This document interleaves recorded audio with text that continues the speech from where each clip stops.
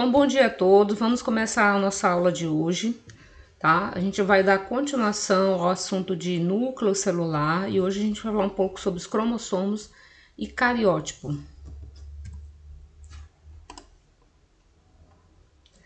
Então, dentro do núcleo, a gente já sabe que nós vamos encontrar o ácido nucleico da célula, tá?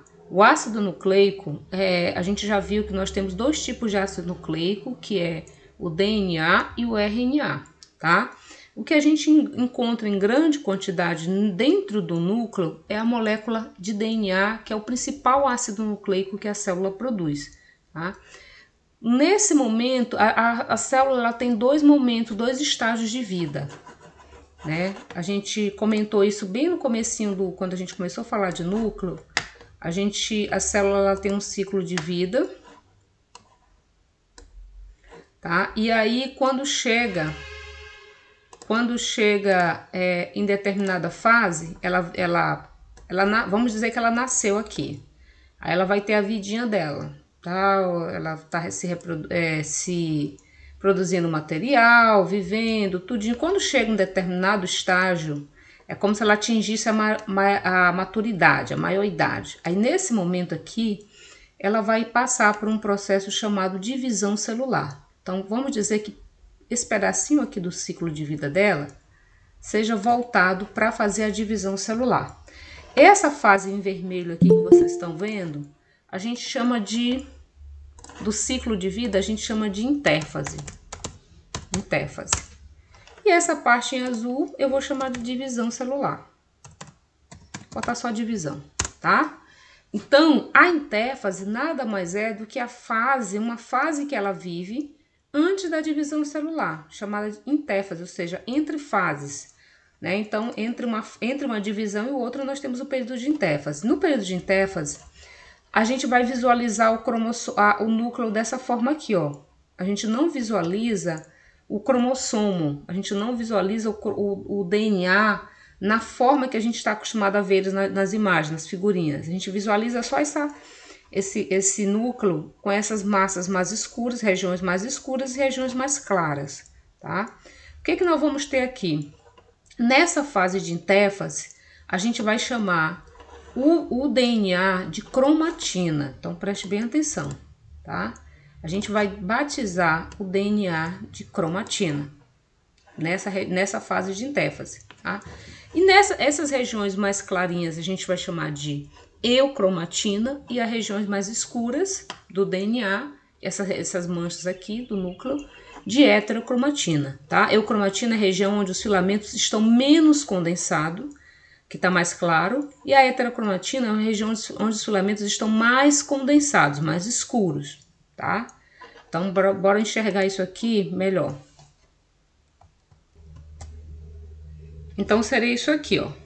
Regiões menos condensadas, que não tá, né, que tá liso aqui, que tá reto, eucromatina, regiões mais condensadas de heterocromatina. Imagina que o DNA é como se fosse uma linha muito grande, com 10, 20 metros de comprimento, e essa linha tivesse toda desenroladinha aqui dentro do núcleo. Só que você sabe que quando você tem um novelo de linha, que ele não tá enovelado, que ele não tá direitinho no tubo, se você soltar aquela linha, tem horas que ela pode dar nó, ela pode embolar aqui umas áreas, umas partes. Então imagina esse DNA como se fosse uma linha, tá? O DNA é bem fininho, ele é grande, ele é muito grande, né? Eu até comparei na aula passada, gente, é como se o DNA fosse uma molécula de 10 quilômetros e o RNA que fosse fabricado fosse um pedacinho de 50 centímetros. É referente ao tamanho, quando a gente compara a molécula de RNA com a molécula de DNA, que é muito grande, né? Então, essa região mais condensada é hétero e a região menos condensada é eucromatina, tá?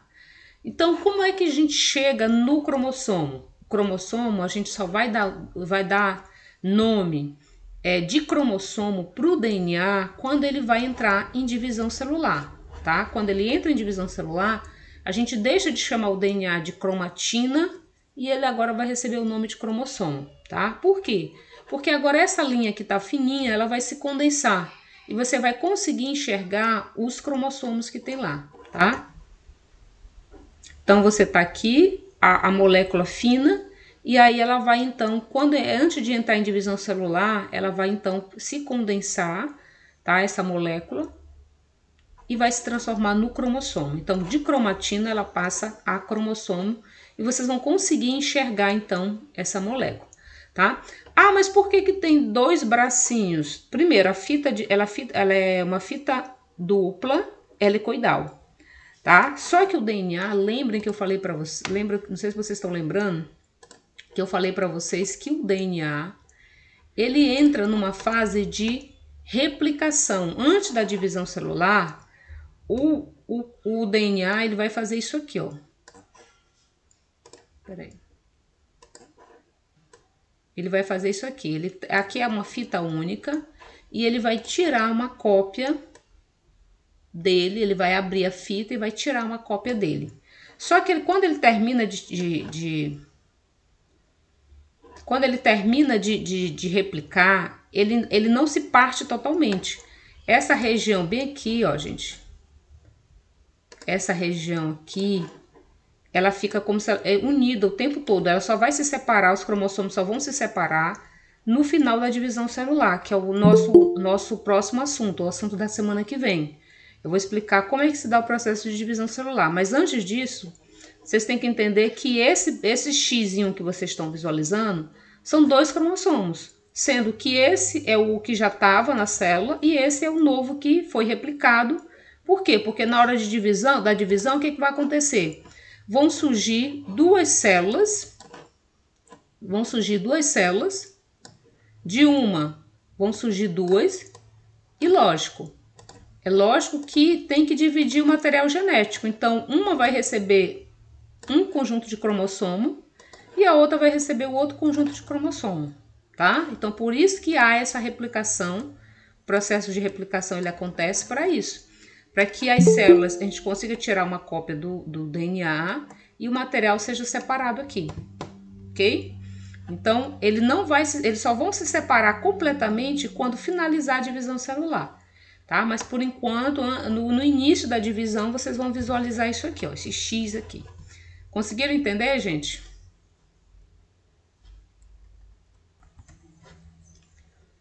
Aqui, mais uma visão do processo para vocês entenderem. Eu tenho DNA fita dupla, na forma helicoidal, uma fita longa, fininha. Quando vai iniciar o processo de divisão celular, essa fita, então, ela vai se condensando. Ela primeiro duplica, lógico, ela vai tirar uma cópia dela mesma e depois ela vai condensar. Condensa, olha aí, é como se eu pegasse essa linha que tá solta, pegasse um novelo, né? As proteínas histonas é como se fosse o tubinho da linha, o tubo da linha, tá? Então eu pego a proteína histona e vou enrolando aqui, ó, enrolando o DNA, enrolando, e essa fita aqui, ela vai se dobrando, vai dando voltas nela mesmo. Quando termina o processo, ela tá assim, ó, ela tá nesse formato condensado, tá? Então, esse processo aqui, ele completa, na metade do processo de divisão celular, a gente vai conseguir, na realidade não é metade, é no início da divisão celular propriamente dita, a gente vai conseguir enxergar esse cromossomo dessa forma. Antes era uma fita longa, com quilômetros, vamos dizer assim, aí depois ela se transformou em centímetros, porque ela vai condensar, tá? Condensa, aí o cromossomo se torna visível. Olha aqui outra imagem. A fase G1, antes da divisão celular, quando começa a divisão celular, o cromossomo ele vai tirar uma cópia dele mesmo, chamado de replicação. Aí, ó, tirou uma cópia dele. E aí, ele desgruda aqui desse pedacinho? Não, ele não vai separar ainda. Ele vai condensar e vai se transformar nisso aqui, ó, tá? Vai se transformar no cromossomo. Então, compactação da cromatina e formação dos cromossomos. Então, é isso aqui que a gente está enxergando. E isso aqui acontece no processo de divisão celular, tá? Gente, essa aqui é a estrutura do cromossomo. Como é que a gente recebe? Nesse momento aqui, o cromossomo ele tem dois como se fosse dois braços. Essa região aqui, esse braço daqui, da esquerda, ele é chamado de cromátide. Esse outro braço daqui também é chamado de cromátide. Então, quando a gente fala das duas, a gente fala de cromátides irmãs. Cromátides irmãs significa que elas pertencem ao mesmo cromossomo, vamos dizer assim. Essa mesma região aqui, tá? Aí nós temos essa região aqui, onde eles ficam ligados, aonde o cromossomo se mantém, as cromátides se mantêm ligadas, são chamados de centrômero. Olha aqui, ó. Prestem bem atenção nessa palavra aqui, ó. Centrômero. Centrômero é essa região aqui onde os cromossomos se mantêm unidos, tá? Lembra que eles só vão se separar quando termina a divisão celular. Tá? Então, nessa região, a gente consegue enxergar aqui braços curtos e braços longos, dependendo da posição do centrômero. Tá? Se o centrômero estiver mais no meio, aí já não vai ter diferença entre o tamanho dos braços. Mas vamos visualizar como é que tem uma classificaçãozinha para isso. Nós temos aqui os cromossomos que são chamados de metacêntrico. Por quê? Porque o centrômero ele está posicionado no meio desse cromossomo, e aí você tem braços mais ou menos do mesmo tamanho. Se a gente for comparar isso aqui, né, mesmo tamanho. Então esse é chamado de metacêntrico, os dois braços possuem tamanhos semelhantes. O submetacêntrico, a gente já vai enxergar o centrômero numa posição acima do meio. Então eu já vou ter braços curtos e vou ter braço mais longo, tá? Um braço curto e um braço longo. Nessa posição acocêntrico, ele já está bem distante do centro, né? Já mais para a extremidade. Nós já vamos ter um braço muito longo e outro muito curto, tá? E nessa posição de telocêntrico, nós vamos encontrar o centrômero está na posição na extremidade. E nós vamos visualizar, dessa forma, a gente só vai conseguir visualizar um braço, que é esse aqui, tá? Nós não vamos ver o braço curto aqui. Então, é isso aqui que a gente utiliza, tá? Utiliza para classificar os tipos de cromossomos, com base na posição do centrômero, ok? Então, gente, olha... Quando a célula está em divisão celular, na fase de divisão celular, a gente consegue enxergar a cromátide, porque ela se transforma em cromossomo, tá aqui. E dessa forma a gente consegue contar quantos cromossomos tem dentro do núcleo, tá? Porque quando ele não está em divisão celular, o que vai enxergar? Vai enxergar só aquele bolo de cromatina lá, que tá tudo enovelado. Você não consegue contabilizar, tá? Mas os geneticistas... para eles contarem quantos cromossomos, eles enxergaram os cromossomos que tem dentro da célula, a célula precisa estar em fase de divisão celular, senão não consegue enxergar, tá? Até pra gente aqui, ó, a gente consegue contabilizar, se a gente for contabilizar quantos cromossomos tem aqui dentro desse núcleo, tá? E aí, esse conjunto numérico do cromossomo, quantos cromossomos tem dentro de uma célula, da célula de cada ser vivo, a gente chama isso aqui de cariótipo. O cariótipo é o conjunto completo de cromossomos do indivíduo. Cada espécie apresenta um número de cromossomos diferente, tá? Então, no caso de nós, seres humanos, nós temos 23 pares de cromossomos, tá? 23 pares, percebam que eles têm tamanhos diferentes, tá? Esse é o nosso cariótipo, isso aqui os geneticistas conseguem enxergar. E eles conseguem também olhar para o cromossomo e identificar quem é ele, se ele é o cromossomo número 1, se ele é o cromossomo número 2, se é o cromossomo número 3, porque cada cromossomo desse recebe um número. E dentro do cromossomo número 1, nós vamos ter expressões nós vamos ter genes sendo expressos que não são expressos no cromossomo número 2. No cromossomo número 2, tem genes que são expressos que não são encontrados no número 3. Por exemplo, a cor do cabelo, vamos dizer que esteja no 2. Mas a altura, de repente, que a pessoa vai ter, está contida no número 3.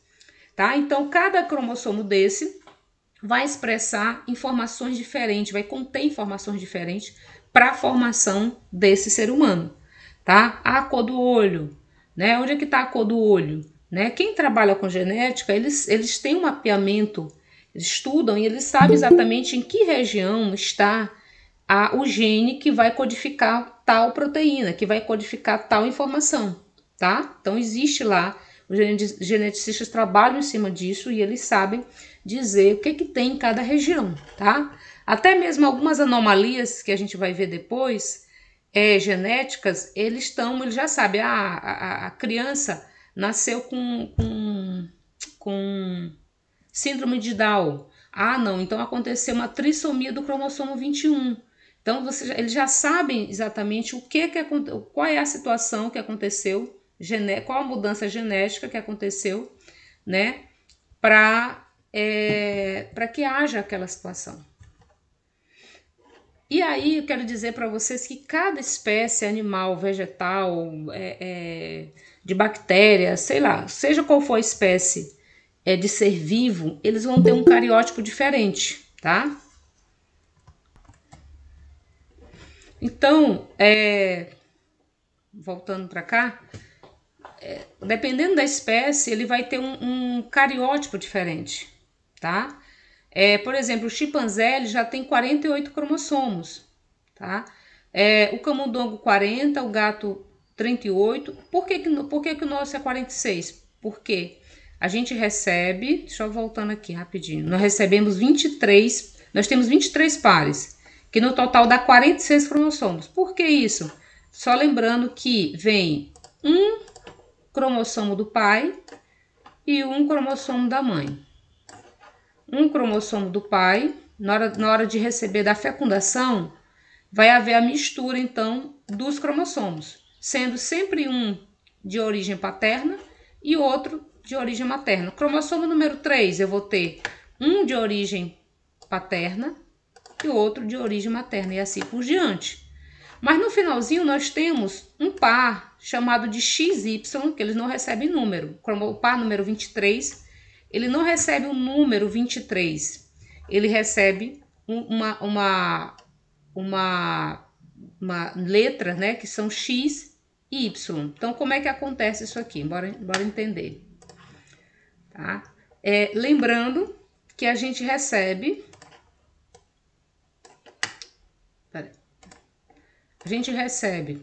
na hora da fecundação, tá?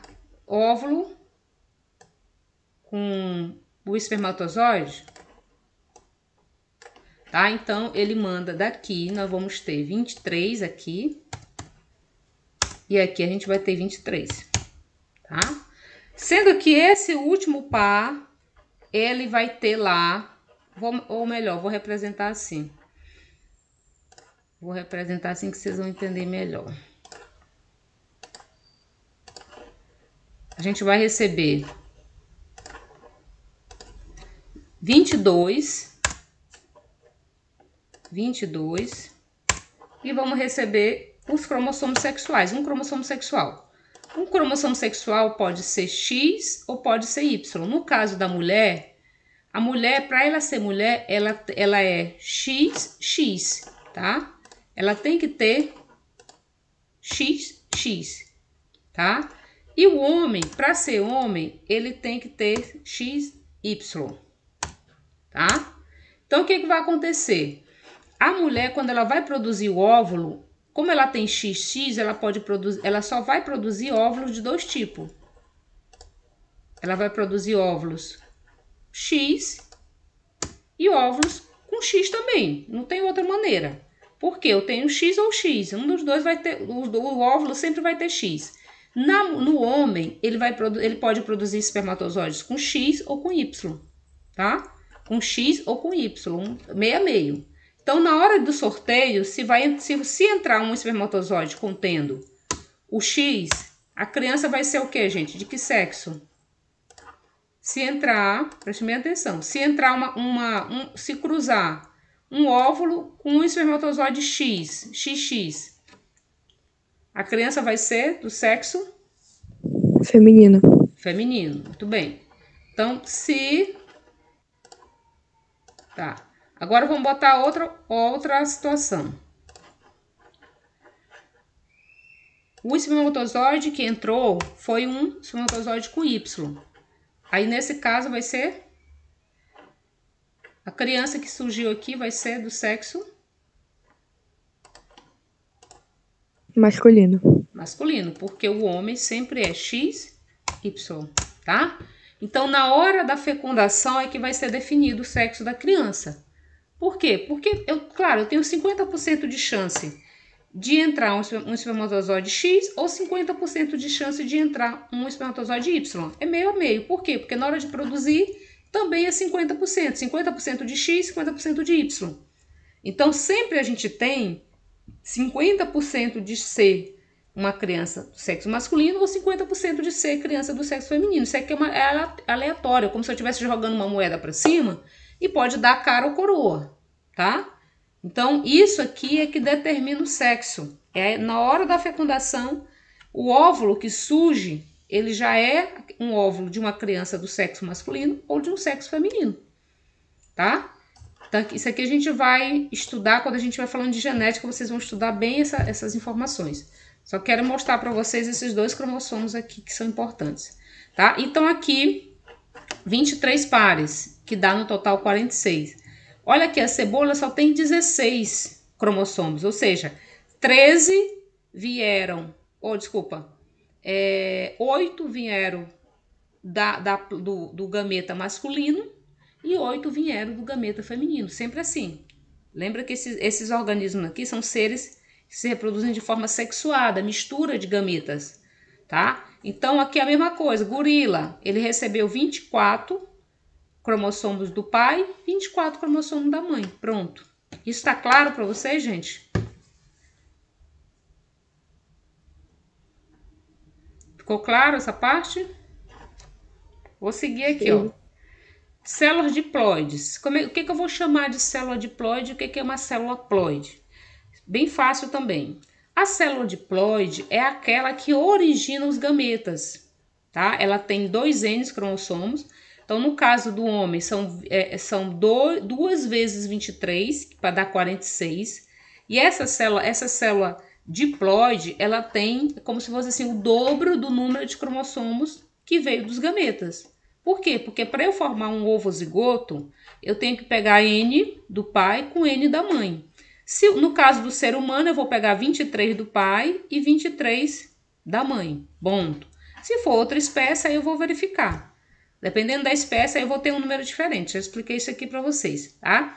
Então, essa célula aqui, não tá aparecendo o nome, mas essa aqui são as haploides. E essas aqui, com 23 cromossomos no caso do homem, e essa aqui é a diploide, tá? Com o dobro do número de cromossomos da célula dos gametas, tá? Quando essa célula aqui, quando essa pessoa cresce, ela é um ovozigoto. Aí ela formou o embriãozinho, formou o indivíduo adulto, o indivíduo cresceu e vai se reproduzir. Quando ele for se reproduzir, ele vai produzir gametas com metade do número de cromossomos que ele tem em todas as células. Somente as células sexuais, gente, tem 23 cromossomos. Somente as células sexuais são haploides. Todas as outras células do nosso corpo, desde o fio de cabelo até a célula da unha, a célula do osso, do tecido adiposo, seja o que for tipo de célula, ela sempre vai ter 2N, ela sempre vai ser uma célula diploide, tá? Somente os gametas, o gameta masculino, o espermatozoide do homem e o óvulo da mulher tem 23 cromossomos, porque eles são formados por um processo diferente. Para a formação dos gametas, a gente vai fazer uso de uma divisão celular chamada de meiose. E para a formação, mas se eu tenho uma célula aqui da pele, uma célula da pele e uma da epiderme, e ela vai se dividir e formou 2 células, mais 2 células da epiderme. Ela entrou no processo de divisão celular, se dividiu, formou 2. Esse processo aqui, ele é de mitose. E nesse caso, essa célula com 23 vai formar essa célula com 46 vai formar 2 células também com 46, tá? Conservando o mesmo número da célula mãe que deu origem a elas duas, tá? Esse processo aqui é chamado de mitose e o processo para a formação de gametas é chamado de meiose, tá? E esse daqui é o objeto da nossa próxima aula, mitose e meiose. Como que se dá a formação de células sexuais, que são as células haploide, e como é que se dá a formação de células somáticas, que são as células que tem no nosso corpo de uma maneira, de como um todo, né? Todas as nossas células são chamadas de células somáticas, tá? Então, a gente vai estar estudando esse processo de divisão celular para a formação das nossas células, tá? Aqui só para a gente fechar essa parte, nós temos aqui um homem, uma mulher com 46 cromossomos, um homem com 46 cromossomos. Todas as suas células diploides têm 2 Ns. Na hora de formação dos gametas, eles vão formar gametas com 23 cromossomos. Formar gametas com 23 cromossomos. Ocorreu a fecundação, eu vou somar 23 com 23, eu vou ter 46 cromossomos. Então, eu volto a ter uma célula diploide, eu volto a ter um organismo diploide, no momento que há o processo de fecundação.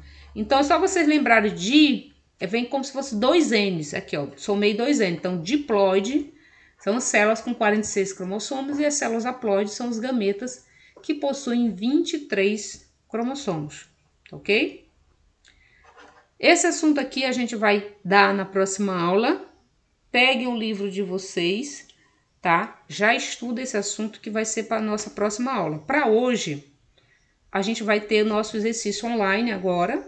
Eu vou botar o link lá no grupo de vocês e vocês vão responder. Vou dar o tempo para vocês responderem.